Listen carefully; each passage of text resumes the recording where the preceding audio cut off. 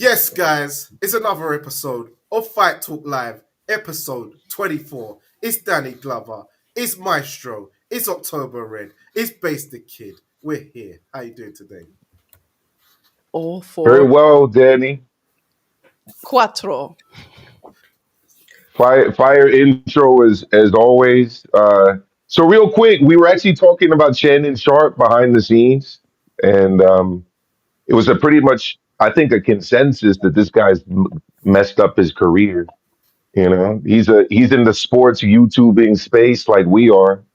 I used to really look up to the guy, but I don't know. Just speaking for myself, it hasn't been a good last couple weeks for Mr. Sharp, and I was a big fan.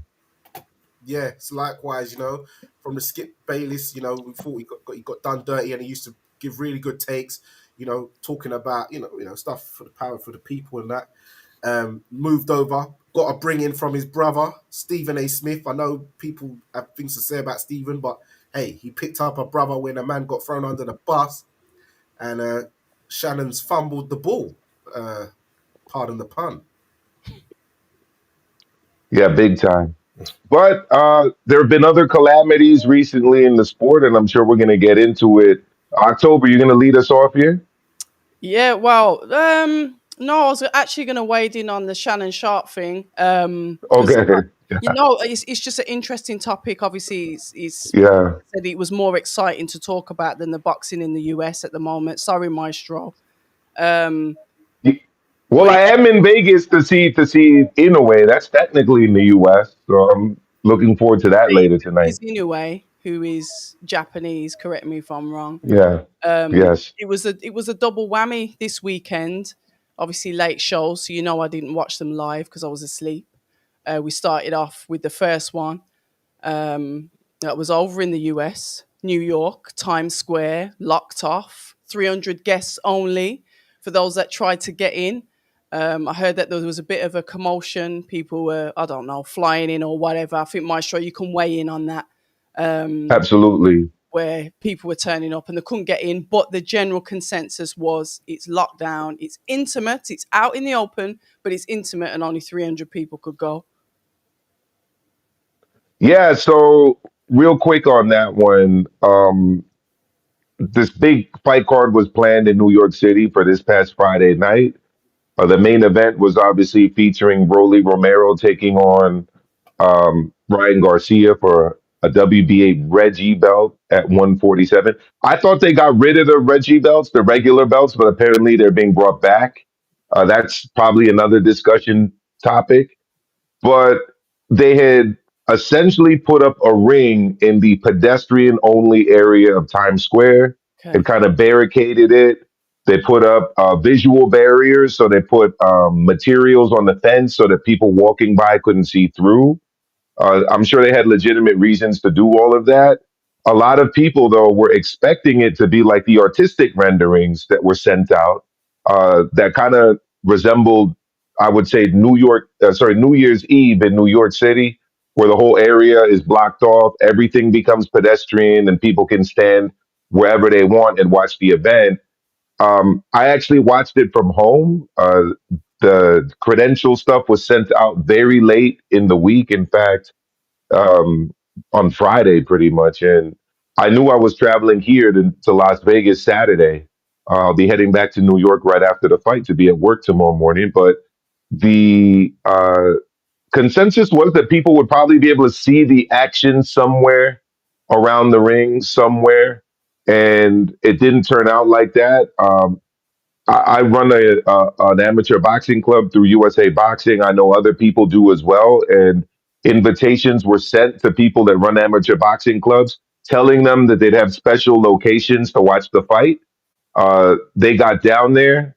A friend of mine actually got down there way before a lot of other people did, and he saw really quick that they weren't going to be able to watch the fight at all. So he went home to watch the fight. So a lot of amateur boxing club people went down there and found out that there were no spaces for them.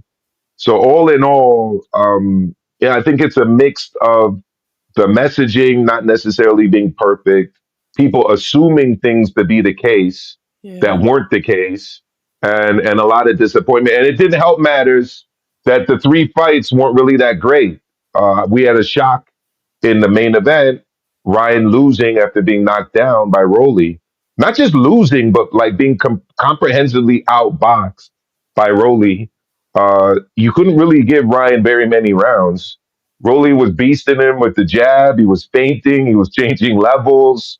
He looked more powerful in there. He definitely looked more confident. But Powerful. the other two fights weren't very good at all. I'd love to hear what you guys think about it. But to me, the worst fight of all was the Devin Haney, Jose Carlos Ramirez fight. I mean, it was awful. They set a record for the lowest number of punches, I believe, thrown or landed in the 12-round fight, and each of them had fights without landing a single punch at all. I mean, each of them had rounds. So there you have it. And I'm sure we'll get into Canelo's fight last night as well.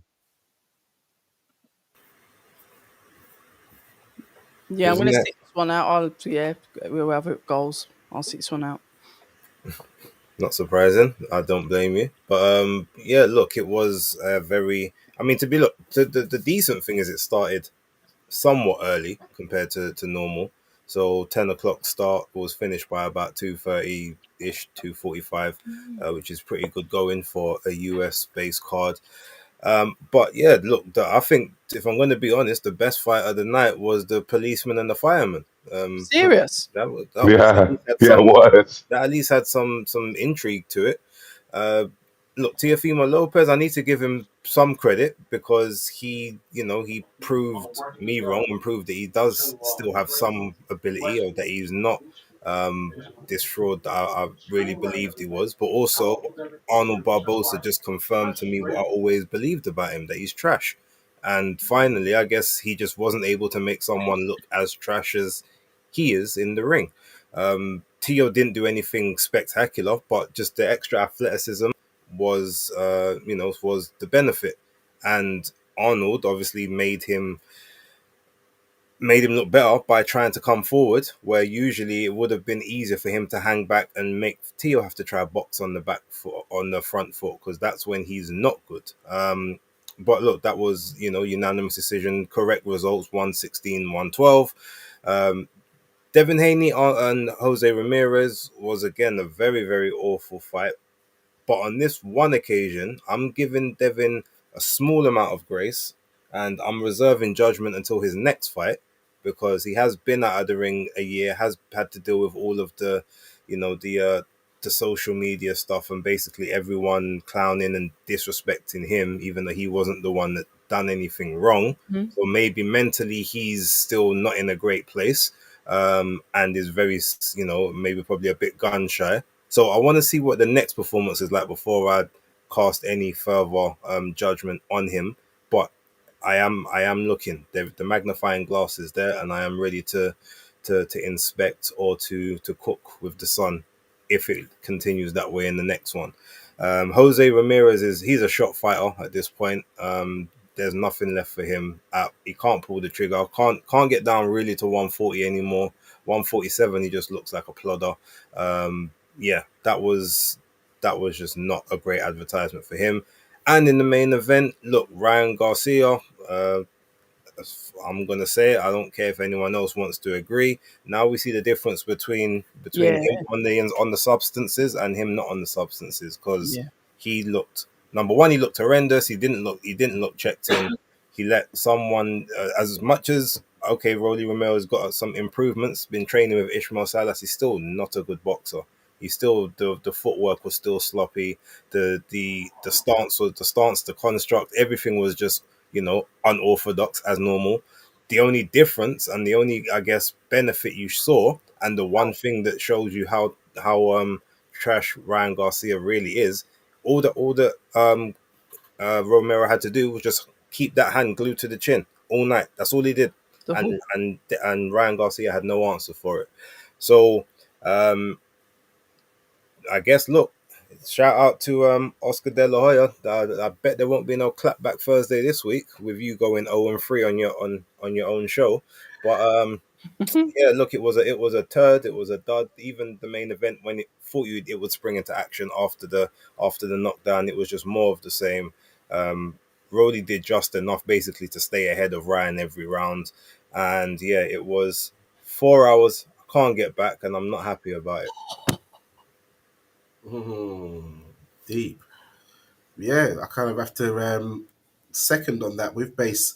The James Janali versus Joe Allen was fight of the night on Friday. That's insane. Yeah, I got back from the cinema.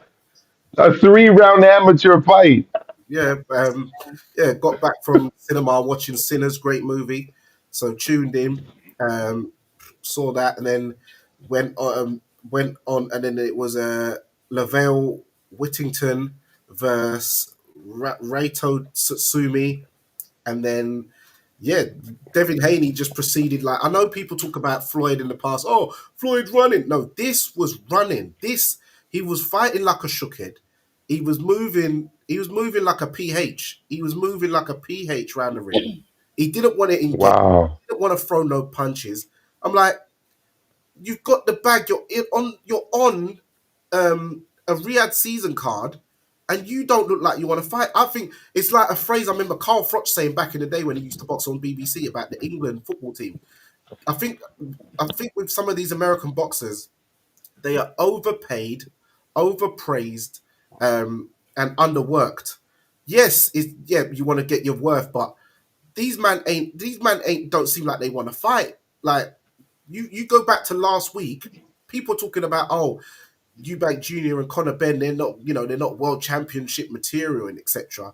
Well, people talking about guys like Ryan Garcia, Devin Haney, Tiafimo is meant to be part of the Fab Four. Come on, Sugar Ray Leonard, Marvin Hagler, Roberto Duran, Thomas Hearns. They're like, are you insulting me? Are you insulting? Like, come on, Devin Haney. I know he's probably gun shy, but he definitely he needs his confidence back.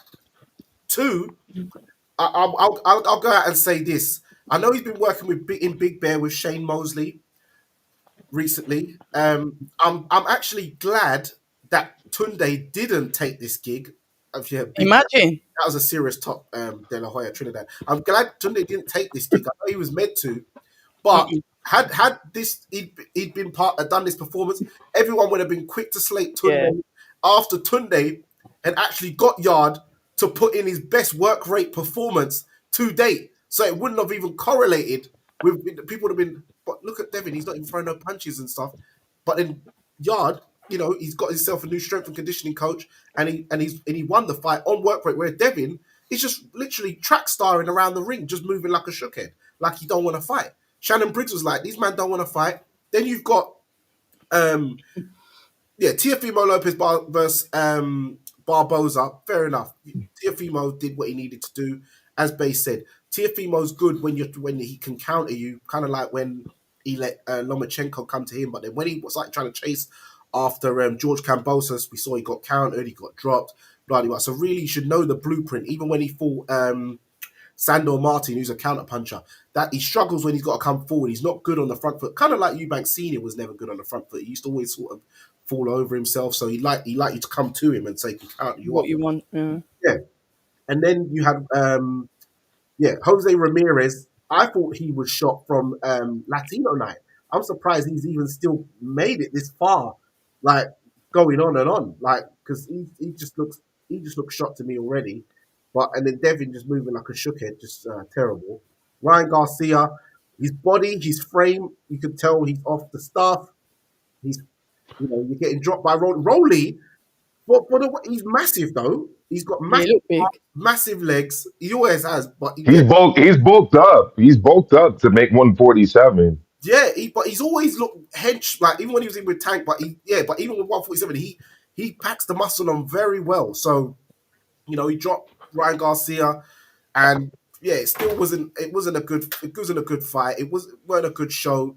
I wish that I did miss the show because I had work in the morning and I ended up shattered Saturday morning. Yeah, mash up myself for nothing. Like it was terrible. Imagine me having to get up at 4 to catch a flight to Vegas Saturday morning. It was horrible. Yeah. But Danny, let me ask you this, right? Because Hitchens is fighting Gambosis in New York on June 14th. Hitchens is a champion at 140. Excuse me. Teo's talking about moving up to 147 for a boots fight that I don't know if it's there or not. You got Teo, who's originally from Brooklyn, Mm. Hitchens, who's from Brooklyn. They're both champions at 140. What kind of shot do you give Teofimo against Hitchens? Should Hitchens beat Gambosis, which I think a lot of people are expecting him to? Hmm. Well, he has a shot. Tio's always got a chance because he is inconsistent, but when he's on form, Yeah. he is on form. Like he can look $1 million and pull out $1 million performance, but then he can also, flop you when you put some money on him, and you're like, how did you lose to this man?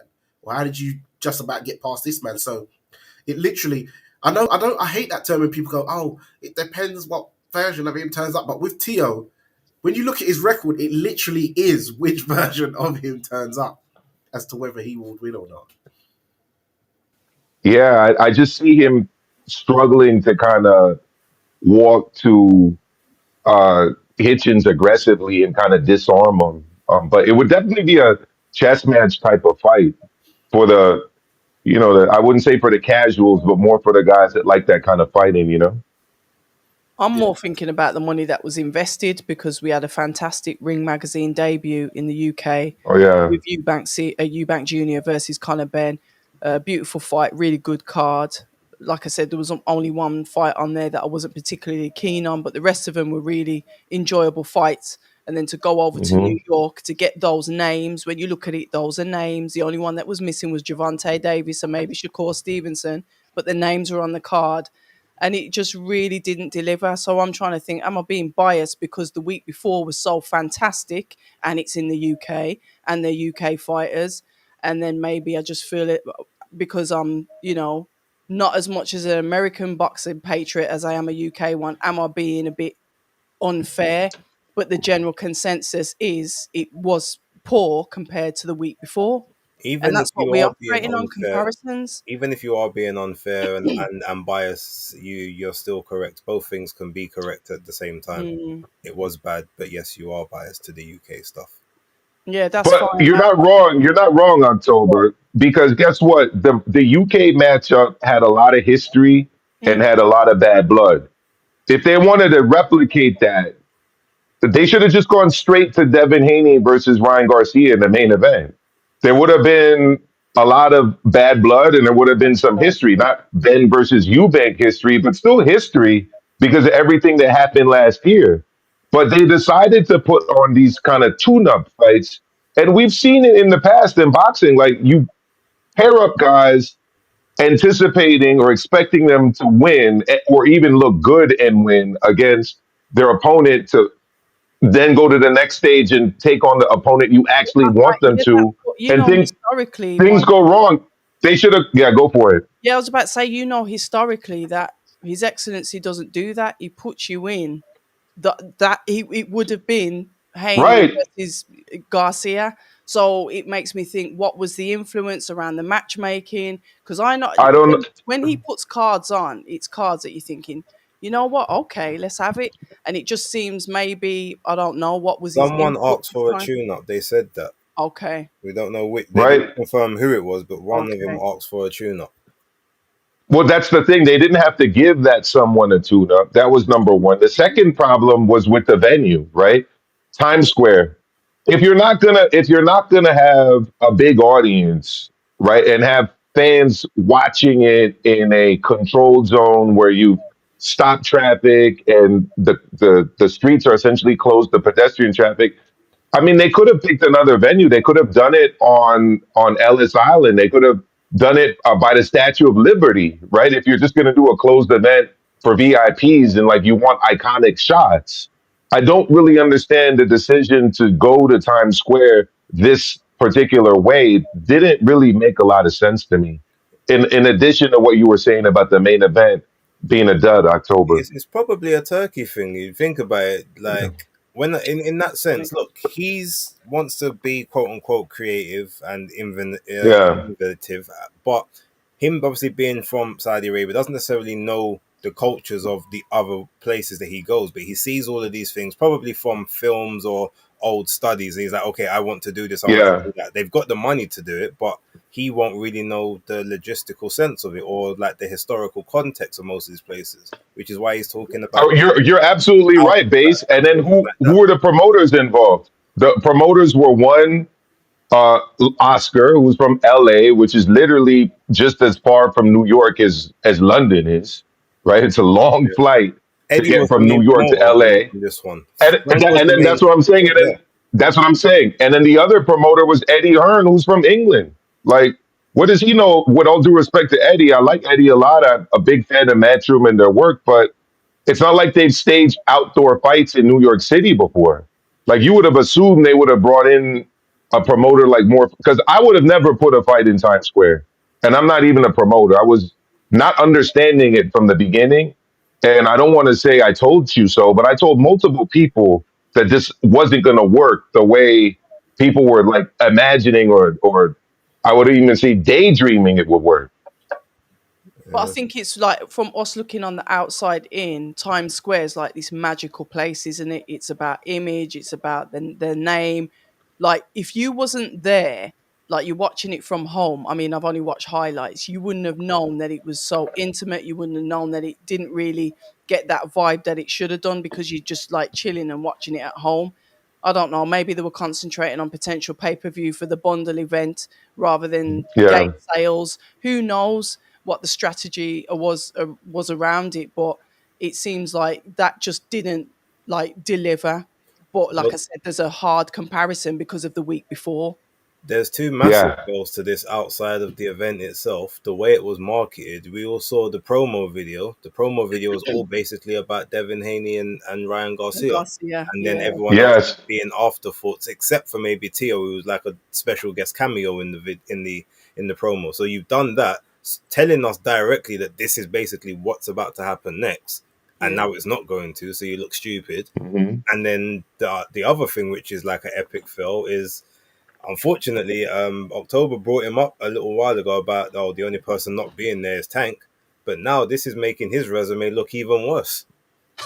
Like his, Yeah, you're his right. You're best right win about just that, got his Base. best win With just got beat Garcia, by his worst win. yeah. Like it's not, he is literally now the class clown of this whole thing, and he wasn't even involved in it. I almost feel bad for him.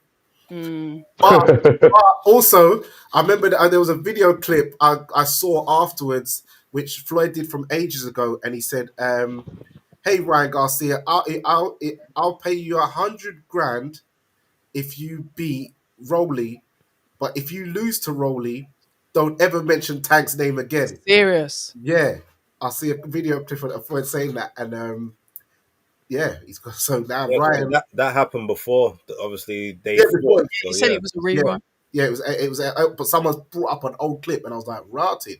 So, but I know you're saying it makes his resume look bad, but Tank's clapped out these guys that people are rating, which the other guys haven't done. So no, you're right, Danny. So teachable moment, October. Let's talk about this. What worked well for the Fatal Fury card in London? What didn't work well, and what worked well at the Fatal Fury card in New York, and what didn't work well? Because you said it. I mean, these were kind of the two lead off events for this whole Ring Magazine promoting boxing Yeah. kind of thing that's been started. What are your thoughts? I think obviously the lead event in the UK has got historic value to it. The British Hmm. public, we are football or boxing. We haven't got the plethora of sports that you have in the US.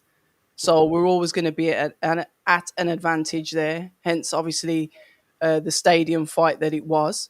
Um, the fights were good matchups on the card, unsuspected with some of them, but good matchups. And this is obviously the UK. But then with America, like Base said, it was the marketing strategy around the Haney Garcia rematch. That's kind of what we thought, because I'm going to be honest with you, with some of the fights, I was confused about who was fighting who. It wasn't like black and Mm. white, it wasn't rubber stamped. But like I said, sometimes I have to take a step back because I know I don't watch the American boxing as much as I watch the UK boxing. So I just put it down to ignorance. But hearing Bay say that about obviously the strategy around the marketing, that's your first mistake, isn't it? And I just think the matchups they just could have been better than they were. And obviously, you had a bit of the bad press about people not being able to get access.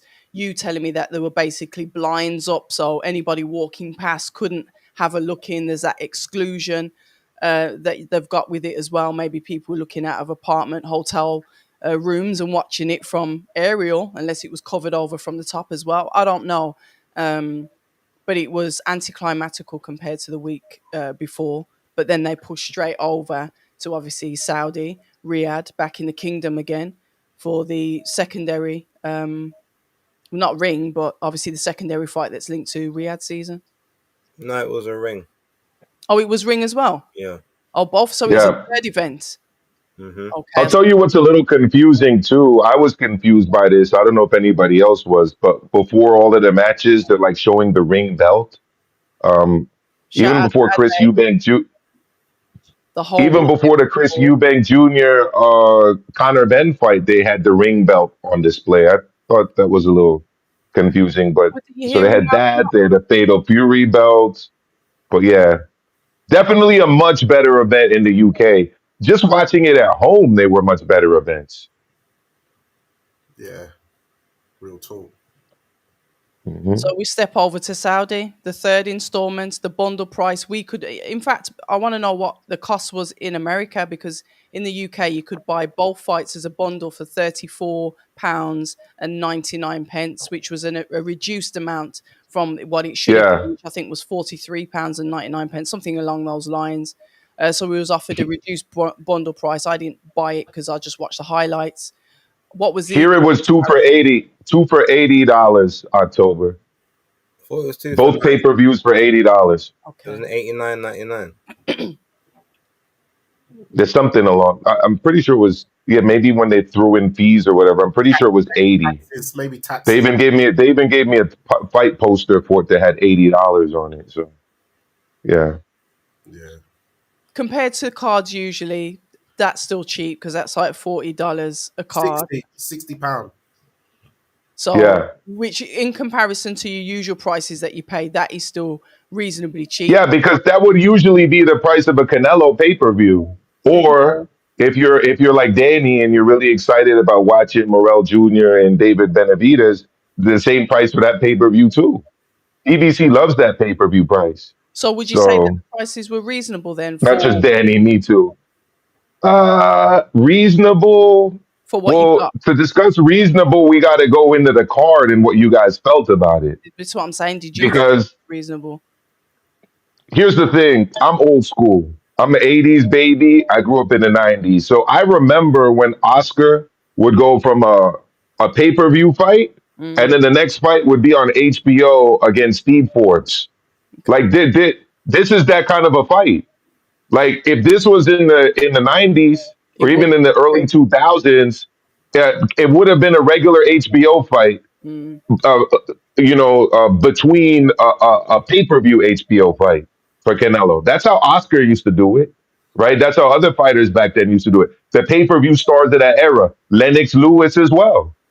People forget Lennox Lewis's last fight against Vitaly Klitschko was not a pay-per-view fight. It was on regular HBO, right?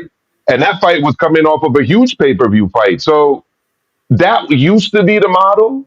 The model right now is everything's on pay-per-view. So if you want to say what's reasonable, I guess it's reasonable by today's standards. okay. Is it reasonable for the 80s baby grew up in the 90s standards? Absolutely not.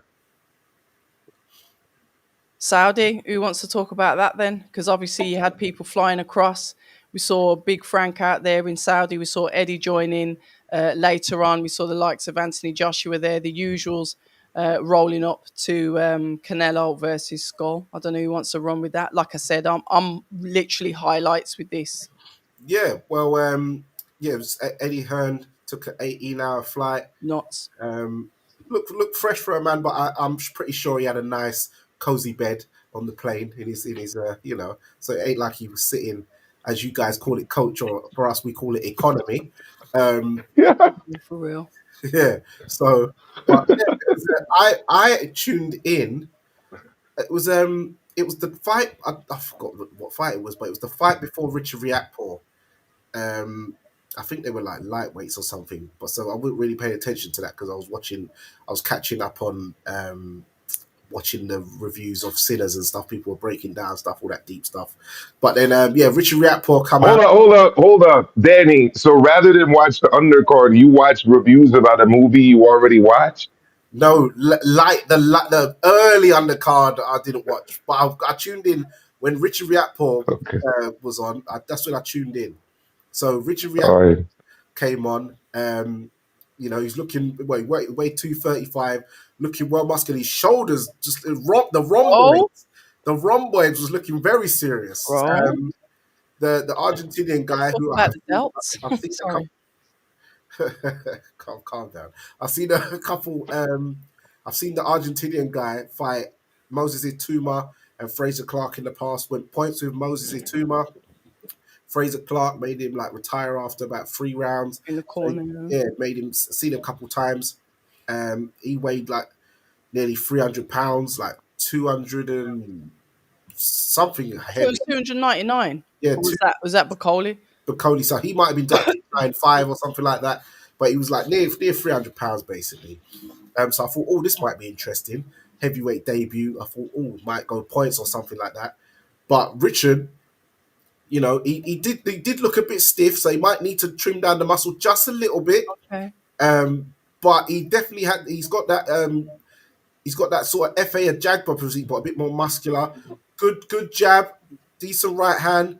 The body shots is very good, and he's always had a good array of attack compared to say Lawrence Okoli, because Lawrence Okoli he literally just sticks his hand out and tries to find you with a right hand. Whereas Richard, I've seen him knock out a man with body shots on at least 4 occasions now, and to drop a man 300 pounds with that much tire and penetrate to where his organs failed.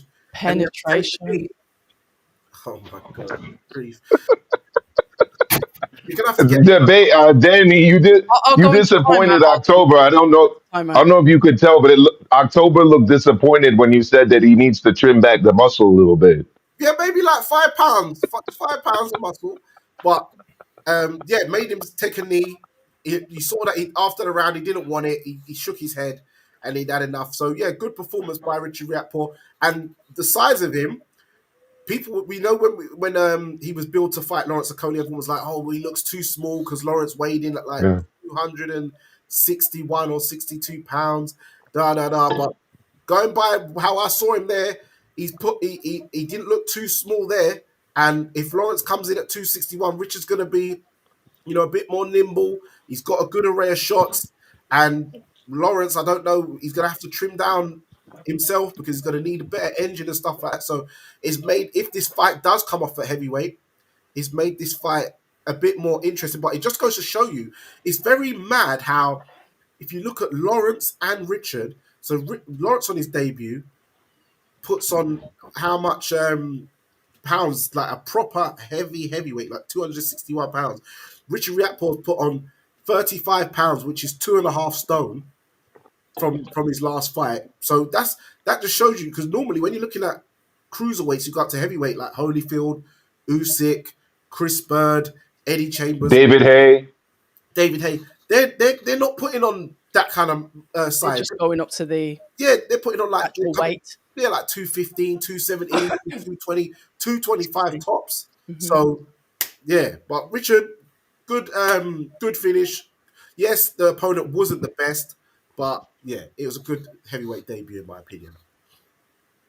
I didn't want to out myself, but that's also why I don't always know the U.S. price perfectly. If you look at Virtuoso's comment, uh, yeah. So in terms of this card, like I said, had to wake up really early Saturday morning. I flew out here to Vegas from New York. I landed, got into a cab, and went directly to the MGM Grand for the Inoue Cardenas weigh-in.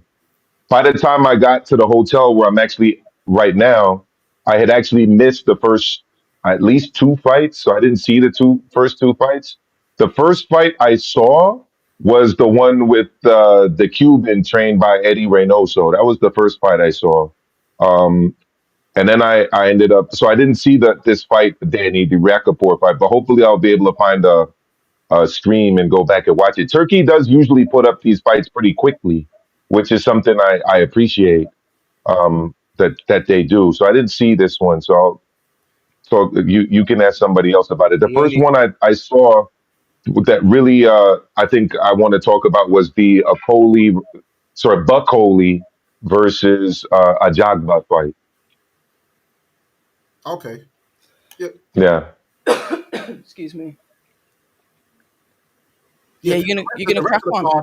the rest of the card, I ended up watching tomorrow because after the Rapport fight, because of the day before, I said I'm not losing sleep, so I went bed and Yeah. watched the rest of the card. So I watched Bacoli, I watched Badu Jack, I watched Canelo, all today, this morning.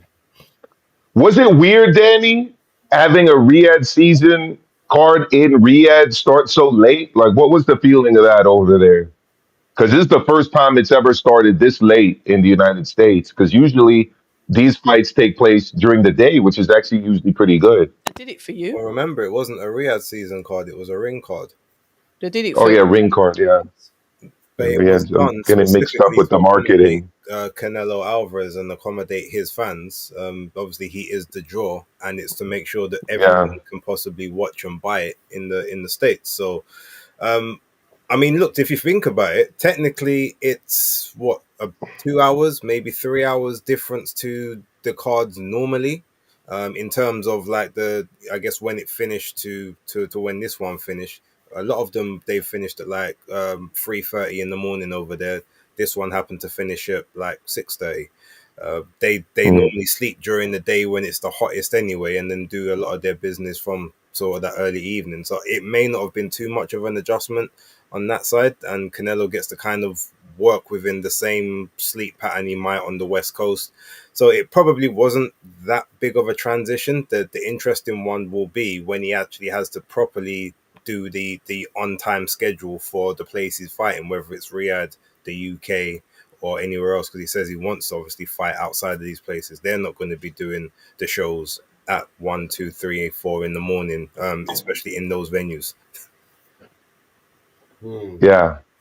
They did it in the past though, if memory serves me well, with Ricky Haddon, right? Because I remember when Ricky Haddon fights used to start regular time for us. So I'm assuming that they would start really late for you guys over there in the UK. Not that I remember, but you might be right. No? Yeah, but then Okay. so then going on to the Martin Bacoli FA Jagba fight. Um, Hmm. we know what happened last time with Bacoli, etc., etc. But I did think that Hmm. Bacoli would win the fight because I thought he's got a better selection of shots, better combination punching, that it would get on the inside and he'd be able to sort of break down Efia Jagba. But Efia Jagba landing some good right hands Okay. early doors, even buckled the knees of Martin Bacoli. Then started getting on his jab, then started getting on the move using good footwork, which started frustrating Bacoli, where he's like, come on, fight. But he's like, no, he's not going to dance to your tune. He's going to do what he wants to do. So Bacoli couldn't get to him, which started to actually expose him that when you actually move, which Joran Anderson should have done with such youth on his side, you can make him look so ponderous because he's 299 pounds, so he can't catch up with you. He can't, and he doesn't cut the ring off actually very well either. So he was just following F.A. Jab around, and F.A. Jab was sort of dancing rings around him. Yeah, there was a couple of rounds. I think it was like round 4 I gave him, which was the first round I'd given him, where he pinned F.A. Jab on the ropes and let loose. But he was headhunting too much. Had he had started going down to the body during that combination, he could have sort of wore him out or really hurt him and started mashing up his organs a bit with all that size and leverage. But he didn't. He was headhunting too much. But F.A. Jagba got on his bike, started jabbing him up. Towards the latter of the fight, Coley won maybe like the last 2 rounds, but it wasn't enough. He was just like, come on. And I thought FA Jabba won very clearly, yet they gave it a draw. So I just thought that's some. But you saw Martin Bacoli, he was there just skinning and grinning, happy with the draw. Never. He knew he lost. Efe Jagba, he just had a straight face, but I thought he should have looked more angry because really he was well up in my opinion. But because Martin McCauley is this talked about boogeyman, blah de blah, I think they're just trying to save him commercially. But they should. I don't like when they do that because you've got to just call it as it is. That it was an upset and he got beat at the end of the day, so they teethed him. Then we go on to Badou Jack versus Noah McCallion. Now, Badou Jack is a very good friend of my friend and sponsor, Ashley Fearfade. Badou Jack's a nice guy, but he got beat. He got beat. Noah McCallion outboxed him using all these shoe shines, speed punch. Very good boxer. Listen, Badou Jack has done very well for a man of his age to still be competing at the level he is at, and to the level he's been fighting at and still fighting at. But he 41. He got beat clearly by Noah McCallion easily. And it's the second. And the thing is, why I think is bad. Why I feel upset for Noah McCallion is that he'd come off of the bench, but he's been teethed before. He got teethed twice. By who? Like when he fought Marius Bradis in the World Boxing Super Series. And what it was, I was trying to show somebody this fight today, and they've scrubbed YouTube of the whole fight. You're joking. Try to find this fight on YouTube, you can't find it. They knew you were coming, Danny. Not even highlights. There's not even that little 3-minute highlight section. I've heard that they do that stuff. They've scrubbed it. He won that fight. I agree. They teethed him. So and he won last night too. Yeah, so I've seen him get robbed twice. I'm like, rotted. This is bad.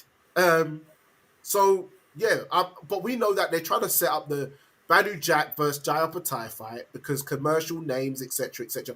But I'm telling you, I would want to see Jai Patai versus Noah McCallion. They need to rebuild McCallion somehow because this McCallion guy can fight. You know, he can. But Danny, can you explain to me how the guy that was more active walked into the fight as the champion in recess or emeritus, and the guy who hadn't fought in over 2 years walked in as the champion? That was like confusing to me, and it did. McCallion brought it up. I mean, I could. Please, I figured you'd be able to. Base explain that one, please. Because I know there was a whole thing with Ryan Rosicki and whatever, but you think that champion emeritus status would have been given to Badou Jack? He was. Yes. Yeah. So basically, what happened was, right? McCallion was the champion. He fought. He was supposed to fight Ryan Rosicki. Pulled out of that fight on 3 separate occasions. So when he pulled out of it on the third one, basically they just gave Ryan Rosicki the chance to do an interim status title in his next fight. So he then became WBC interim. McCallion had the WBC in Nova Scotia. Yeah, and they told him he had to fight Badou Jack, who was the champion emeritus at the time. He then said that he didn't want to fight him. Something about he was waiting for a bigger fight or something. So they said, okay, well, if you're not going to fight the emeritus champion and you're not going to take that order, then we're going to make you champion emeritus. We're going to upgrade him back to full champion because obviously he already held that status from before. So they just did the role reversals, and then it came down that when he was supposed to fight supposed to fight Rosicki got injured, and then McCallion took the fight. So that's why they basically was reversed. So it's Noel Gavor McCallion's fault why he was champion emeritus getting into the ring. His fault or Don King's fault? Well, because if you listen to him, he wanted to fight. Well, the thing is, you say that, but he whether it was him or his team, he pulled out of the resistance 3 times in a row. So, All right, thank you, Base. I figured you'd be spot on at that one. I appreciate it. In terms of the Bacoli fight, I mean, I agree with everything Danny said. He was Ajagba was bossing him with the right hand. He was making him pay with it. When he was coming forward, he was using the jab both as a range finder and as an authoritative jab. He was rocking his head with the jab at times. There were some moments later on where maybe his legs got tired and he was a little more stationary, where Bacoli was able to do a little bit more work. Um, you mentioned going to the body, Danny, and the fact that he was headhunting more. Maybe it was because he was trying to keep his guard up a little bit higher, and to not get countered by Ajagba's right hand, which was very effective. Because I too would have liked, if I was in Bacoli's corner, I would have liked him to see him throw way more body shots than he actually did. But I felt that Ajagba won that fight. And when it comes to Martin Bacoli and his career, I actually picked him to lose this fight, and the reason is because he's a clinically obese fighter. Like, I'm sorry, you should not be weighing Oh, 300 pounds in the neighborhood of that I'm glad you brought. and talking about competing for heavyweight titles or being a heavyweight contender. Like, your 40 plus year old father of three should not be looking better, better at the gym or in the shower or wherever else than a guy complaining or purporting to be a legit heavyweight contender. His physique, guys, I'm just going to say it, for a professional athlete, for a heavyweight contender, is embarrassing. And when someone is in that kind of shape going into fights, and even if he didn't have notice, like he didn't against Joseph Parker, he's a professional athlete. He should be in better shape than this, even between camps. But apparently, he had more time to train for this fight, and he was still really heavy. And it's like, I actually like Martin Bacoli. I've met him, Billy Nelson, nice guy. I just don't understand being in this type of shape, right? And you see it in the performances. It's like, Danny, you were mentioning not cutting off the ring. How could you cut off the ring? You need to be able to move laterally. You need to be able to move forward quickly, side to side quickly. You can't do that when you're weighing 300 pounds. Like, you are going to be a plotter at that point. And, in terms of changing levels, moving to your opponent, being in positions to land body shots, like, you have to be in shape to do that. Otherwise, what you're going to do is put your hands up, plod forward, and, flick out the jab and the right hand and trying to wrap punches around the high guard every now and again, which is what he was trying to do. If Bacoli is going to be serious about his career moving forward, he has to get into shape. Yeah, He really does. here. And that's my opinion on that one. And I agree with everything you said about the Badu Jack fight. I do not think he won that fight.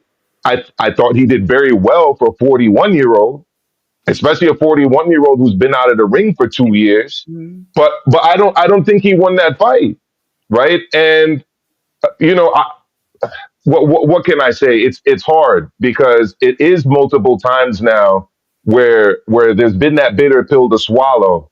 But yeah, I don't think that Badu Jack won that fight. Yeah, and the only thing I would say, what I'm disappointed about Martin Bacoli, he's had all right. Fair Yeah. enough, he got the short notice thing, so he came in at his walk around weight. All right, but you had a training camp. So from that last fight, you're telling me you've only managed to lose 11 pounds. Behave.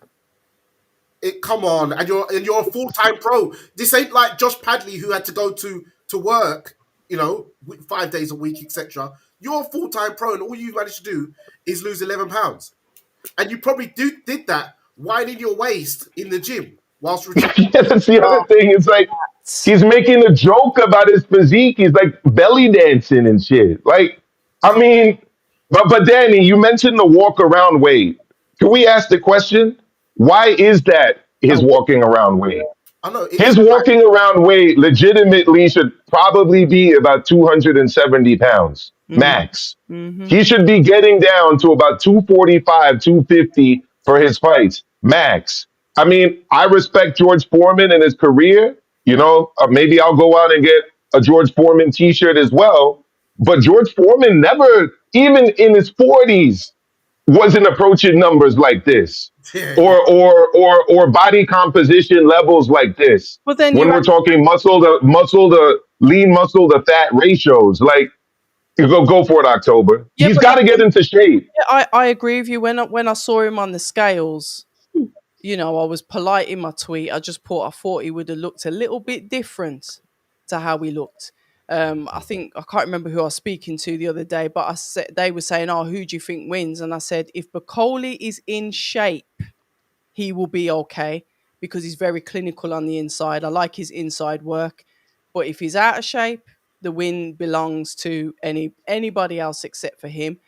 So I agree. We don't need to go on any more about him. He needs to work on that. I think his coach, fair play to Billy Nelson. He's clearly not impressed as well because we could see that he's usually quite vocal on X, but he was sort of like saying, I expected better and whatever as well. So he's got to, like you said, Maestro, he's got to go away and have a serious word with himself and how seriously he's taking this sport, because just because you're a heavyweight doesn't mean you can turn up fat. Do you know what I think? Yeah, and the thing is, his best performance, or at least most notable performance, was against Jared Anderson. He was already heavy for that one. I remember he was wearing like one of these He's still waist belts, but he's been but he's been way heavier for these last few fights than he was for that one. Yeah. What might need to happen? Boxing might need to take a little play out of Mr. Dana White's book, where the heavyweights Yes, be a weight limit. What's it like? Two? 265 weight limit. Enforce it well, Yeah. you in the heavyweight division. you're easing into Dana White, which I think we'll be covering. Obviously, you've got to do Canelo Skull, but we're going to be Yeah, pushing over towards potentially TKO boxing. His Excellency and Dana White hosting the fight between Canelo and Terence Crawford. But obviously, I know there's Skull and Canelo to talk about before that. But I think that'll be the final piece that we'll do, because I think we're running up to about an hour.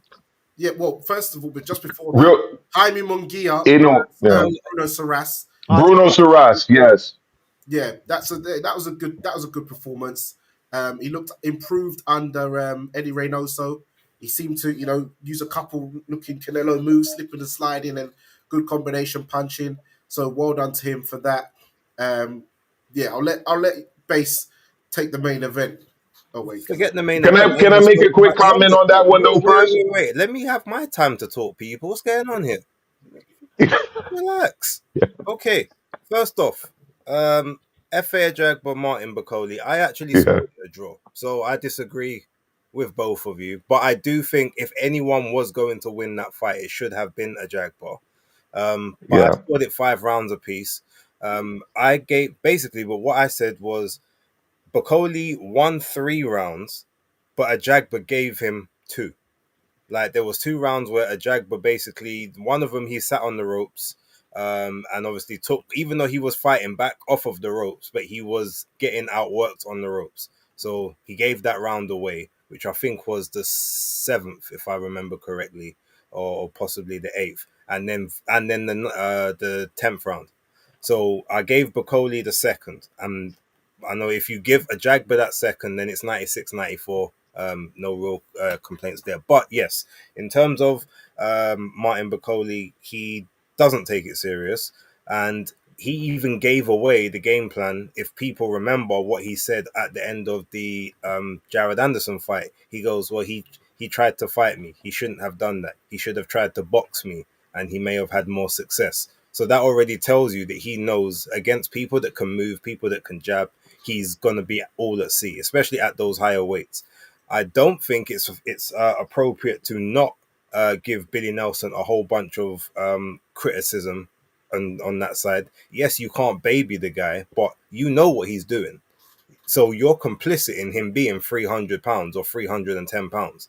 And if we're going to be totally honest, brutally honest here, even though he's dropped a little weight, Billy Nelson ain't in the greatest of shape as well. So you know they both love a roast dinner and a seconds and a third helpings on the dinner plate.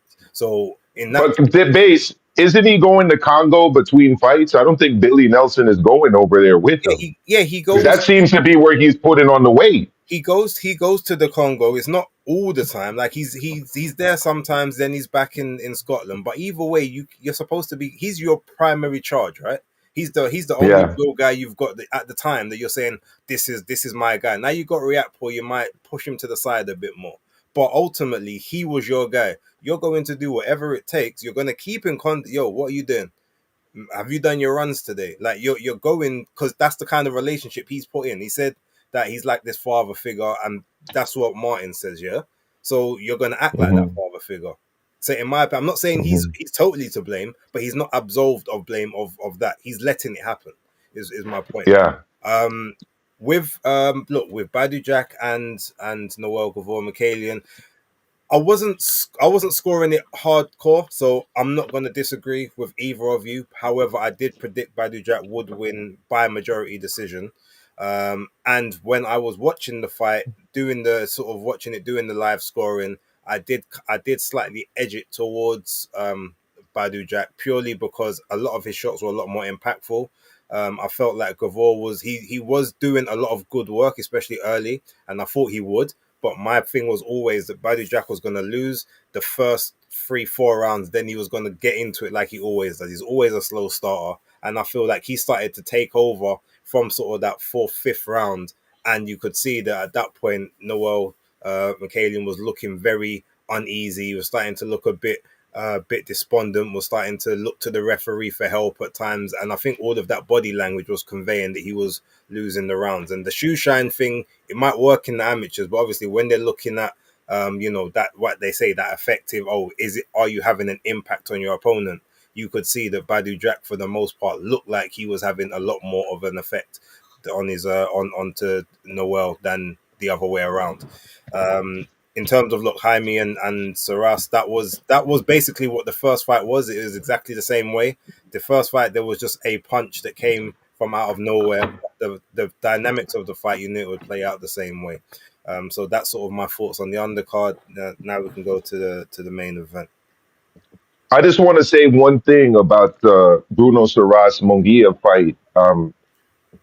I actually don't think I haven't looked at the numbers, so I could be wrong on this. But just watching it last night, it didn't seem to me like Munguia was actually throwing as many combinations as he did in the past.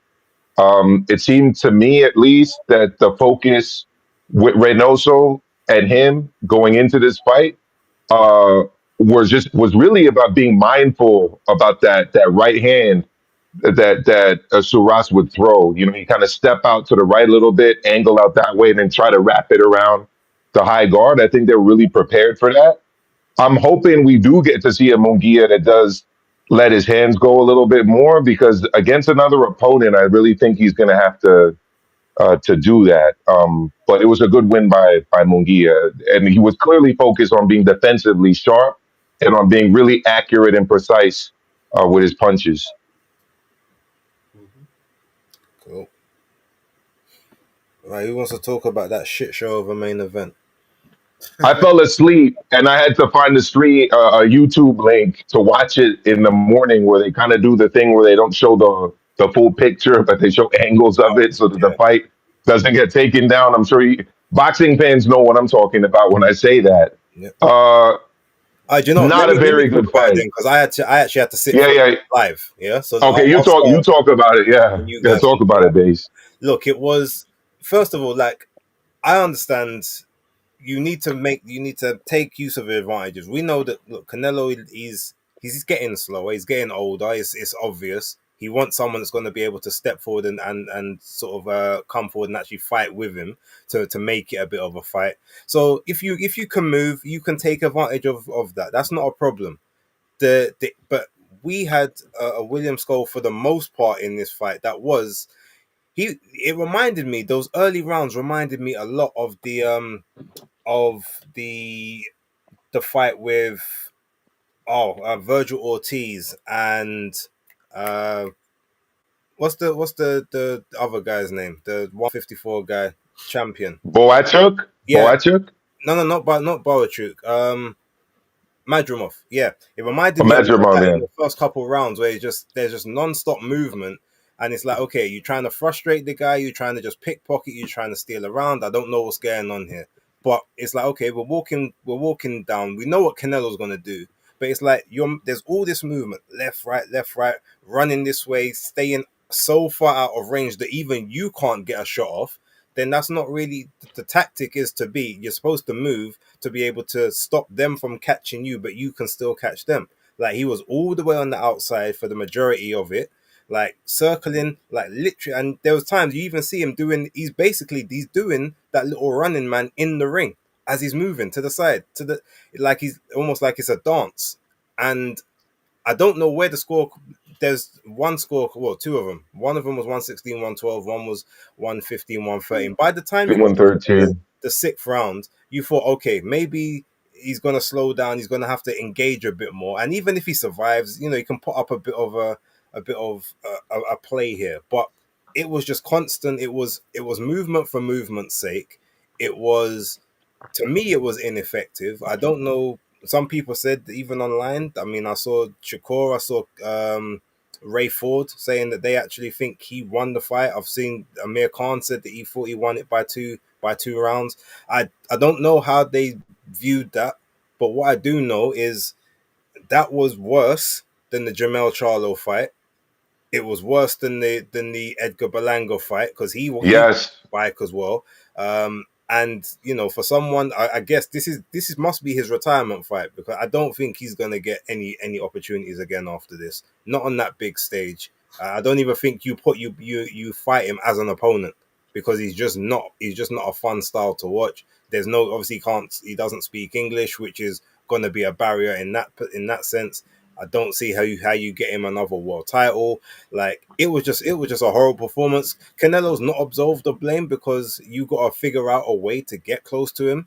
And if that means, and I was even on the stream saying, look, okay, when Skull's complaining, oh, he's hitting me low. He's like, actually, no, he was legit hitting you where he's supposed to hit you, but you've jumped to get out of the way. And as you've jumped, Yeah, he was literally jumping backwards. exactly. And as you're jumping, he's where his shot is supposed to be in your midsection is going towards the bottom of your waistband. But that's your fault for jumping. You're not supposed to do that. So The crazy part, base. Sorry, go ahead. no, just last thing, and then you can go. All of that, just to Yeah. say, I've seen him fight before. I've never seen him be that bad, but he's not a fun fighter to watch. He's not a great advertisement for that Cuban style. There are some guys that are a lot more effective with it than he is. I don't want to see him again. Canelo is looking kind of shot now as well. I think that he'll still be good against people that don't move and want to actually engage. I think he's still got enough for that. But in terms of everything else, wasn't a great advertisement. And again, that's a whole weekend I wish I could get back. The undercard fights were okay. Well, in a way, is going to save us tonight, base. Well, hopefully. But let's be honest, though. In a way, for us, is in a fight that's not seen as a competitive fight. Realistically, no. We also have Divino Espinosa on the undercard too, Again, which I'm excited these are about. also people that they're not in fights that we're expecting them to be tested in. So Yeah. it should be good in that sense, but it's just going to be a couple of fun fights. The one bad thing about this whole ring experiment thus far, and I guess this just determines on how you see things. We've had 3 events in the space of 8 days, all pay-per-views, by the way, on both sides of the pond, which is a bad advertisement, because no one should be paying that much in such a short space of time. But 3 events, no knockouts in any of them. No conclusive stoppages, everything going points. That in itself is something we also need to have a look at. But you guys talk about that later. So it's going to be tough for me to defend the quote unquote Cuban style with people like my brother from another, Mr. Danny Glover over there in London, who's very critical of certain performances of Cuban fighters. And if he's pointing out performances like this, there's not really much anyone can say. I didn't give School much of a chance against Canelo. He did have obviously a size advantage, which I saw personally when they did the press conference in New York. I then saw it on TV multiple times later on. But I also don't think that School beat Shishkin. I thought Shishkin won that fight. So, and I don't know if you guys saw that fight, but I didn't think School won that fight. And the style that you describe, base of a movement style, side to side movement to beat Canelo was implemented, I would argue, rather effectively by Erislandy Lara. What was the difference, though? Erislandy Lara would actually, at certain points, land authoritative punches. it's one thing to move around. It's another to jump away, which Erislandy Lauer wasn't doing. And it's another, or if he did it way less than School did. And Erislandy Lauer would land effective punches.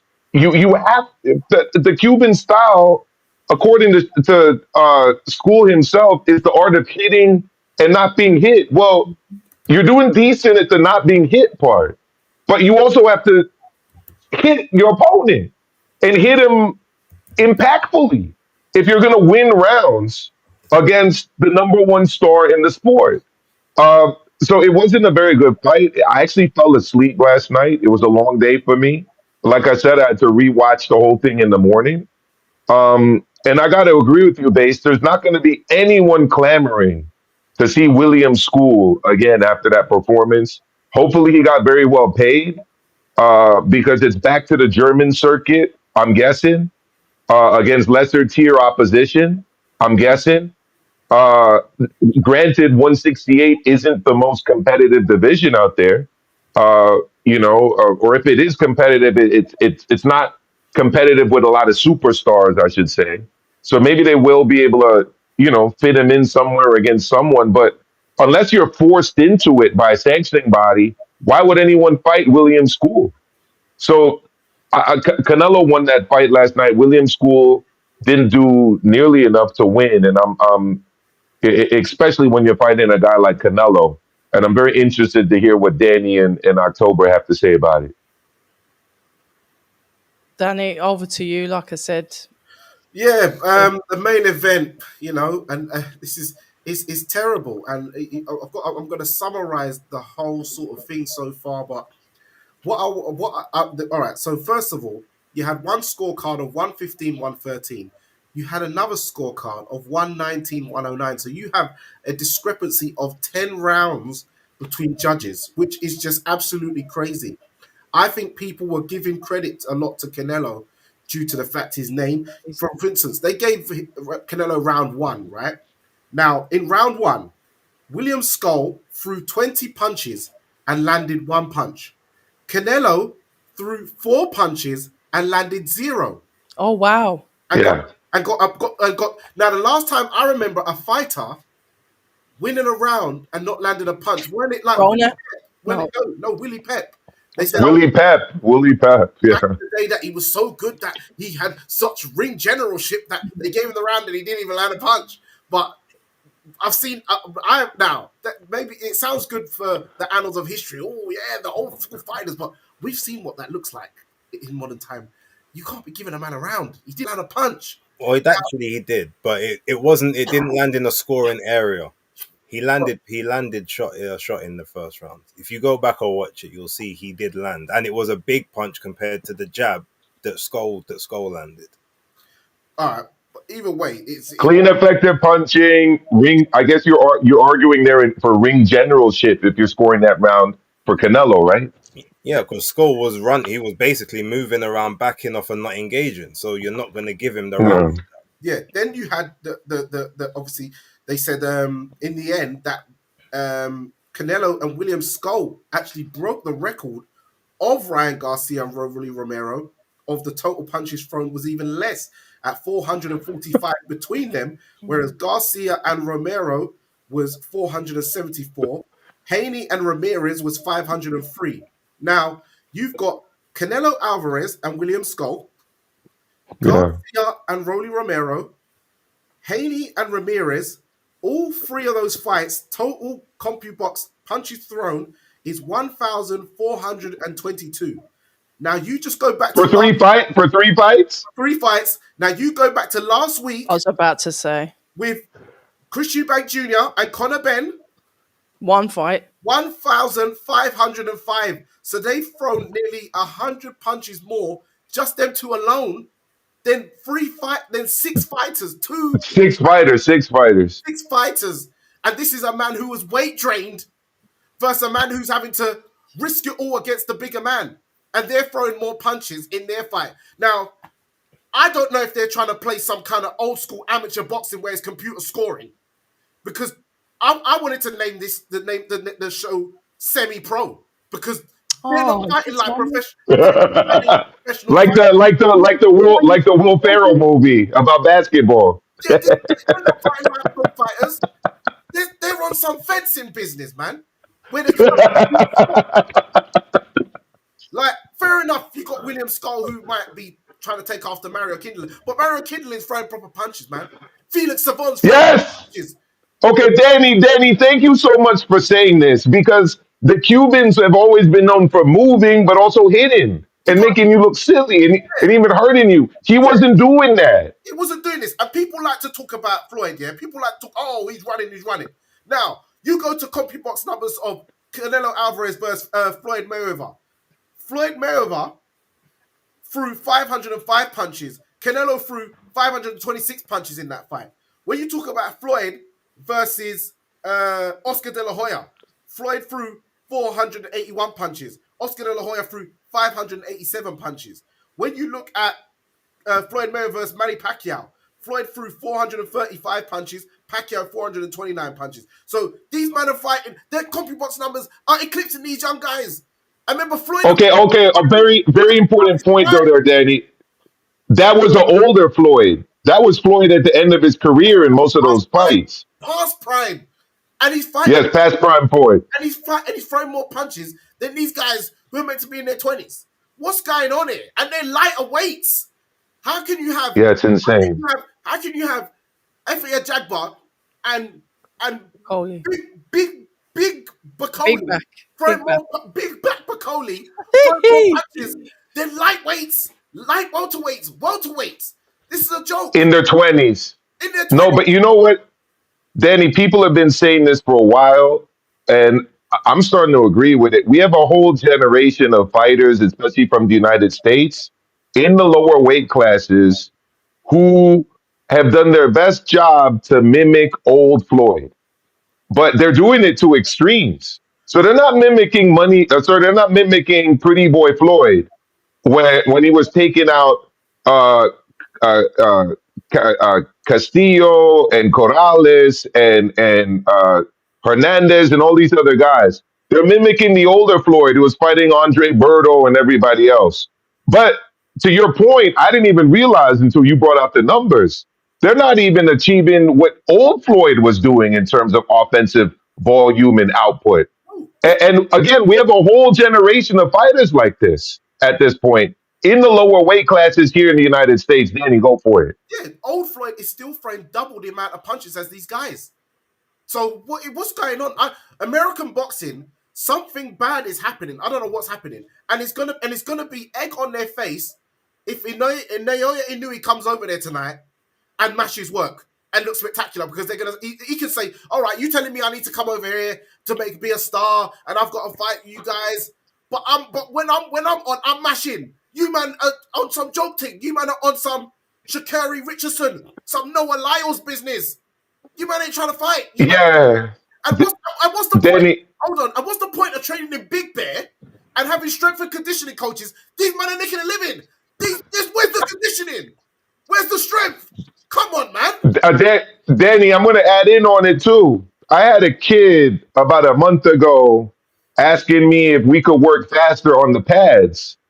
And I'm like, how about we just master the technique? Like what I do on the pads with you is what I'm expecting you to do in the ring. You're not throwing an 18 punch combination in 4 or 5 seconds when you get into the ring and fight.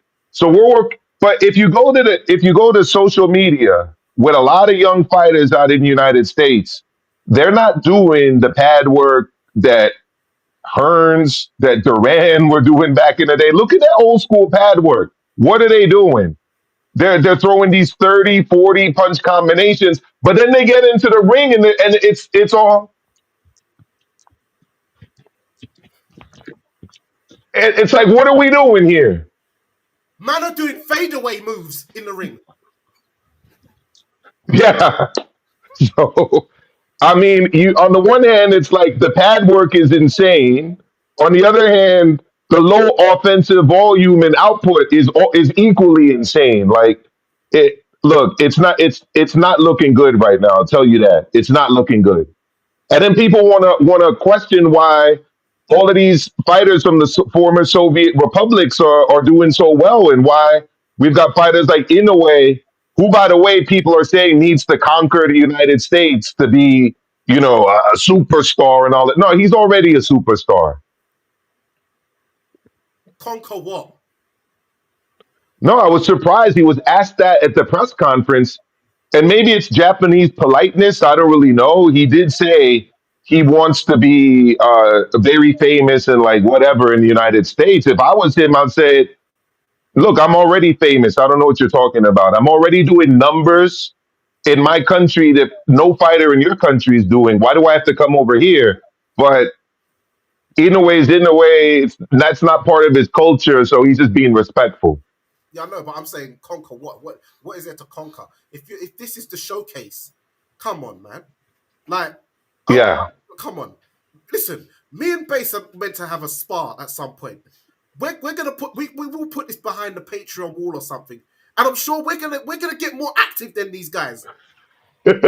Really? When is this taking place? I don't know, but it's gonna happen. But Tony P told me he was going to be fighting too. I want to make sure I watch that one. Well, me and Tony, we're sorting one out for the end of the month.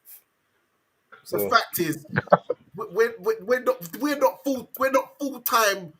And listen, this what I've seen. America needs to have a sit down with their fighters.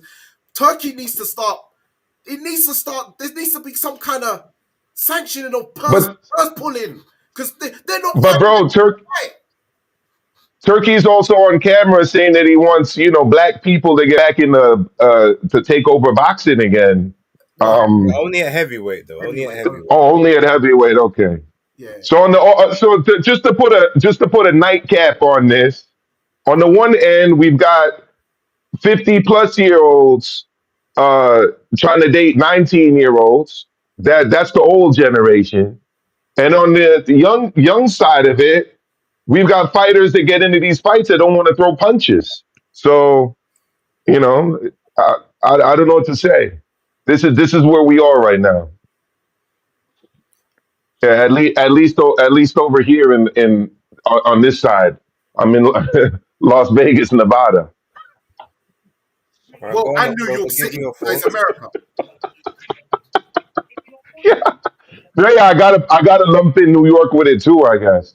October, you're muted because we can't hear you. Yeah.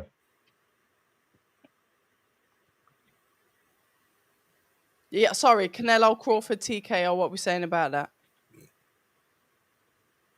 You know what I'm saying about that. Go on. Face off in the ring. Why are you so confrontational, Bass? I'm not. I just want you. You are. It's just like I'm asking a question. Why you have to pose it back to me? Because you do you this don't all the seem time. to talk. What do you mean? I want to hear what you want to say Yeah, about well, I want to hear what you're gonna say. You want me to answer it? You ask the question first. I'm asking it to you. Go for it, man. We're about to get Clarissa Shields and Keith Thurman right here. Danny, set up the fight. Man, but what I think about it, since everyone's a bit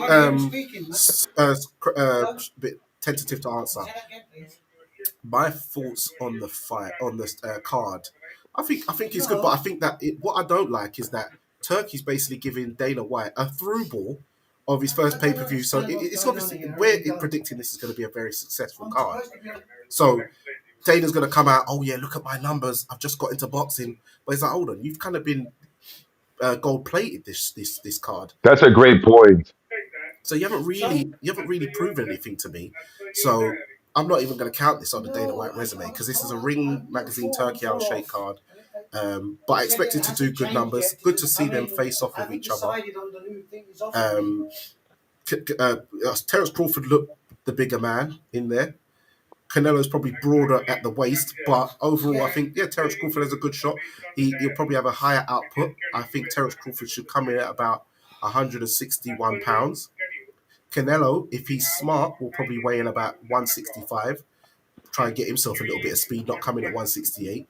But you can definitely see Canelo's on the back burner, and he's there for the taking. And I'm going to give an early prediction. I think Terence Crawford wins on points.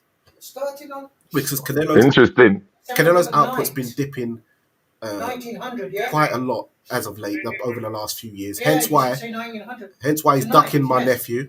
Sorry about the background noise. Hence why he's ducking my nephew. Hold on a minute. Let's go. I'll continue since while Danny mutes for a moment. Look, you couldn't ask for a better path to a huge fight right now than what Terrence Crawford is getting. We're seeing a Canelo right now who's way less mobile, way less active in the ring, and who just regained the undisputed championship at 168, although I always considered him to be still undisputed. So if you're looking at a winnable fight and a meaningful fight for Crawford, you really couldn't ask for anything more than this. Danny, that's the first time I've heard anybody make that point. It's a great point. Uh, they're essentially handing a successful pay-per-view, a successful promotion on a silver platter to TKO and Dana White by allowing them to promote this pay-per-view. You would assume that if the guy who's going to take over boxing were to do it using his system and his way, that he'd be doing it from the ground up, not essentially inheriting a system that he's been shitting on and criticizing for the last God knows how many years, probably well over, 10, 15 years at this point. I mean, the whole UFC model and business has been essentially based around shitting on boxing and going head to head with it. But I do have a question for you guys. At this point, what are we considering the Ring Magazine? They're putting on shows. They now have ambassadors making their pro debuts on their shows. And I don't know. Is it?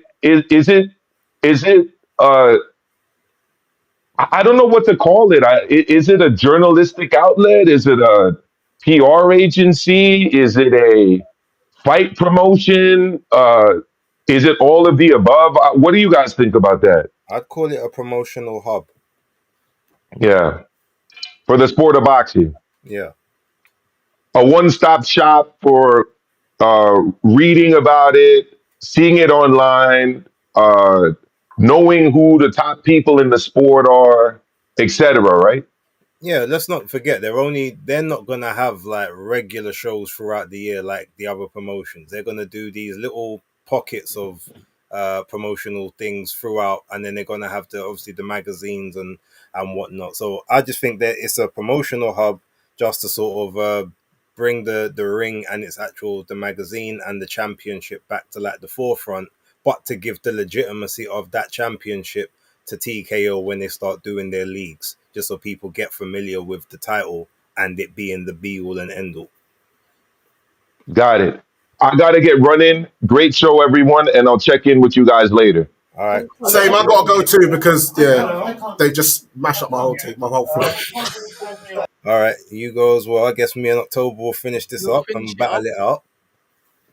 Yeah, we'll definitely finish it off. Yeah, I was saying about with the TKO thing. I get it that it's been handed to Dana on a plate, but he's got to run with it. He's got to do it properly. It potentially dispels any myths about lower payments because these are top tier guys that are going to expect top tier money. So I think he's been given a big responsibility to go first, and it's how he pulls it off, how they pull it off. I think the proof's in the pudding with it. Um, I agree with what you tweeted about Canelo. He's been boxing for a very, very long time. He's not what he was. And I do think this is a good time for Crawford to go at him. And I do think Crawford will get the win. So that's my opinion on it. We'll see how it goes. I'm not envious. I'm not going to say, why is he getting that? Turkey's running boxing. He controls the money for it so he can do what he wants. And he is doing what he wants, whether we like it or not. Okay, fair enough. I don't know. What did you think about it? Did you even answer it? No, I didn't have a thought on it, to be honest. You weren't bothered. What I'll say, if I have to say anything about it particularly, look, the whole this particular event is a launch pad Mm. to what he's gonna be doing with the TKO League. it's not. We can't look at it and say, "Oh, we see, but he's using the same model as everything else." No, this is just almost like a one of those springboards. You do this, and then hey, look what we're There doing you over go. here. Yeah. Look what you can expect. So I don't particularly look at this one and saying, "Oh, well, everything that we saw now isn't in place." It all seems to be the same thing. Um, I guess maybe Eddie and Frank and Oscar and maybe Tom Brown or whoever's dealing in PBC might look and say, "Well, hold on a minute, like we're the ones that have basically been running your show for the last several years. Like, why is they getting the upper hand and they don't even have a name in boxing?" Mm, But that is his new venture. That is his new project. He said that was gonna be what they're gonna do. You've heard Eddie and all of them speak about we've got what they say, we've got some contractual engagements still left to do, and we'll honor our contractual commitments, but you can tell that everyone's gonna start pulling their fighters away, doing their own stuff. And yeah, we'll see how the TKO with the mid tier that they're looking to employ works in the future. In terms of the event, well, yeah, the event is already a guaranteed hit because yeah, Canelo generates what he generates immediately. Crawford is now becoming a star. So even just finally. off of that itself, you can at least guarantee 600,000 pay per view buys, and then whatever you get on top of that is just about showcasing what TKO will do moving forward. But yeah, I'm pretty sure that the rest of those promoters, even though they probably knew, I doubt they probably will be happy, especially Yeah, Eddie with Rick Reno and yeah, that situation. So I agree. pretty sure he's already in conversations to get onto the other side of that. But yeah, Yeah, is what I it is. agree. And that's definitely something that I'm going to be asking Eddie when I finally get to speak to him. I'm supposed to speak to him this week, but it was just too hectic. And obviously, like you said, how many 18-hour flights going from one place to the other, so it didn't happen. The only thing that I'm looking out for is obviously we've got the ring now that's owned by His Excellency, which he said is like a hub.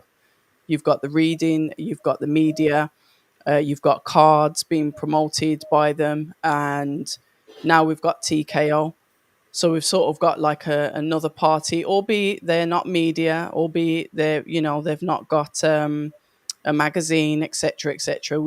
It's yet again another company that's in what I'd say is potentially, I believe, is a market that's saturated.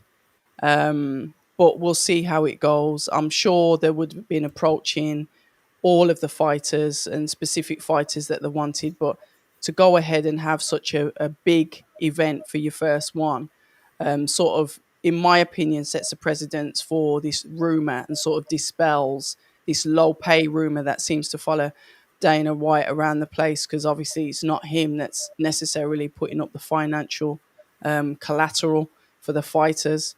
So then, will that make it more attractive for the fighters to then go and sign with TKO? I'll be interested to see how it plays out. The business side, and that's the side that I'm interested in. We shall see. We shall. Anything else from yourself, Base, or we're gonna lock it off for this evening? No, And do what you're doing. okay, then listen, guys, thank you all for listening in. Or I don't know, about 100 of you this evening. Don't forget to subscribe to the individual channels. You've got Base the Kid, you've got Danny from Fight Fan TV, you've got Maestro and myself, October Red. Please subscribe to the Fight Talk Live TV. I've got to get used to that. Head back over there. We need to build back up the subscribers on that. We are here more or less every Sunday. It is the four of us usually. If it's not, it'll be three, it'll be two, maybe even sometimes it could be one, but we do try and aim to get the four of us in here. Yeah, we'll be back next week, Sunday. I think, basically, you going to Nottingham? No, probably not. No. I was about to say we probably both have content coming out of Nottingham, but it looks like Base isn't going to that one. When's the next event now? Is it Copper Box? Um, Trying to think. maybe. I mean, I'll be there, but Johnny yeah, on the Fisher fight, isn't 17th. it? So yeah, so we've got events coming up. So just keep your eyes out. Get subscribed to the channel. And once again, I'd like to thank you all for tuning in to our live earlier on a Sunday evening. Take care.